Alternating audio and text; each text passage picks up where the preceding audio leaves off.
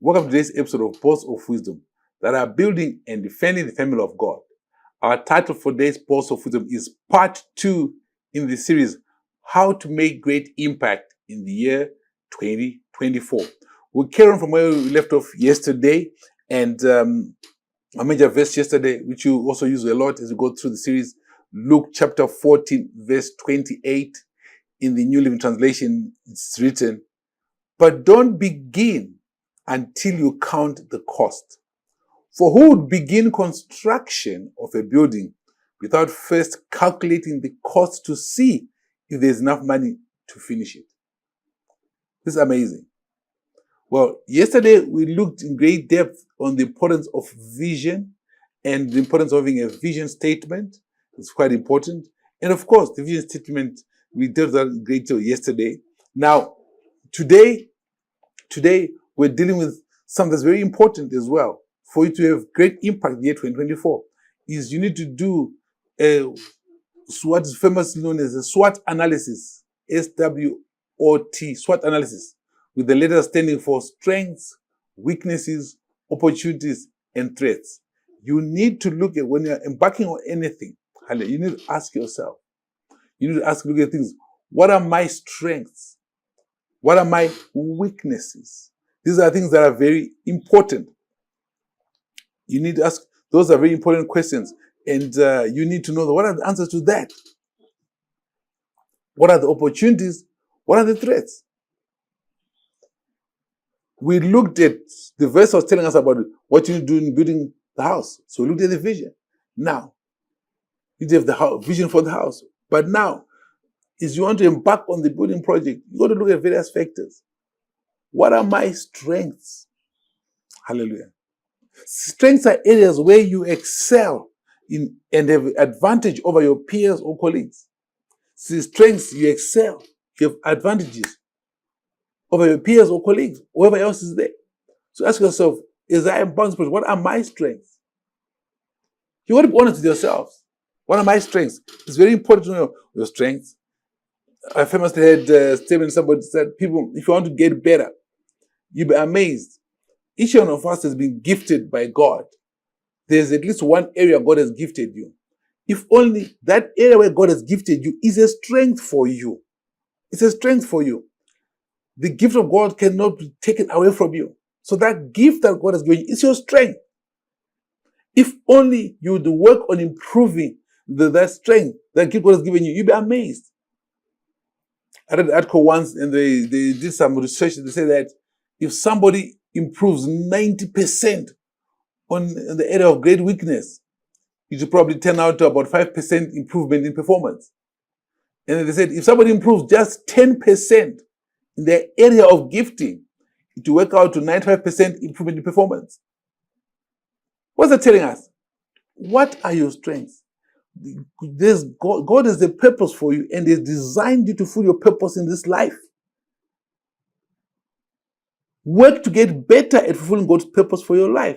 It's your strength. It's your strength. Don't be distracted and taken away from your strengths by other things in this world.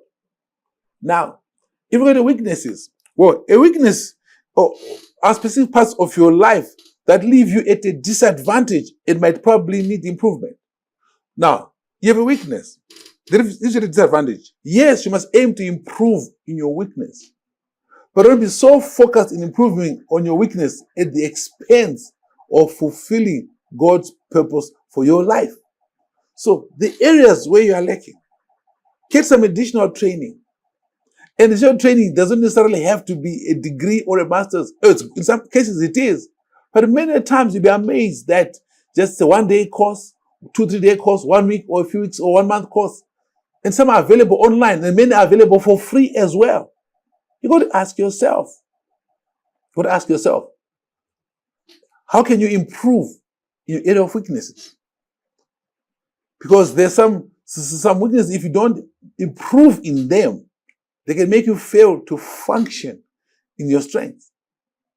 I'll give you an example. Every Christian is supposed to be a person of intercession, a person of prayer. Every Christian must pray. But there are some people that want an extra gifting and passion for prayer. I mean, passion for prayer that is so, it produces so much results. There's a famous evangelist, man of God, Finney, many years ago. And he famously talked about how important it was for prayer to be a part of your life. And he had some people that used to intercede for him as well. And it was also known that when he came into a place, even though he was an evangelist, he came into a place and he prayed. Even the bars would empty. You understand? The bars would empty. That's how powerful he was. All right? So prayer, he was very passionate in that. But then you can have some people, they might not pray at that same level. But as a Christian, you must pray. You have time to pray. Remember Jesus, when he was, Jesus prayed a lot. He prayed a lot. And when he was facing crucifixion, what did he do? Just for his crucifixion, he took his disciples, the senior disciples, Peter, James, and John, and said, come with me, come and pray.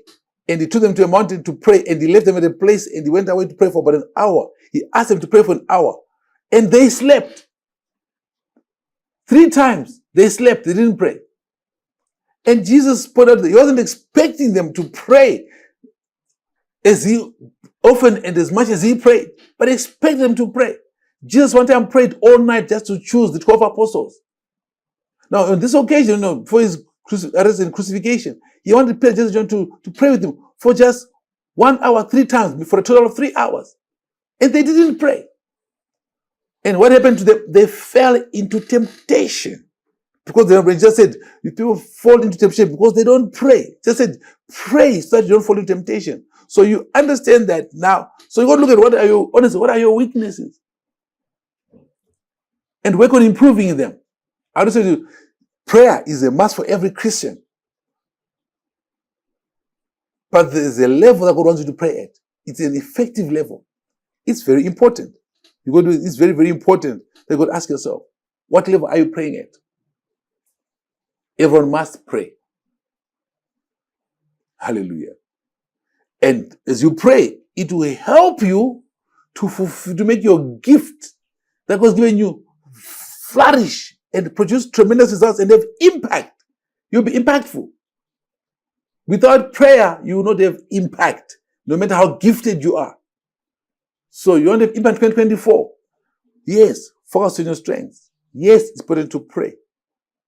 Well, we'll end here for today. I encourage you to invite other people to make sure you take them to this coming weekend Sunday service. There'll be phenomenal in all branches of West Assembly. Hallelujah. And others throughout the world. And everyone that's connected to us in this broadcast. Be people that will evangelize souls, win souls, and take first timers to church. And we follow up others might have started going to church. Thank you for watching. God bless you.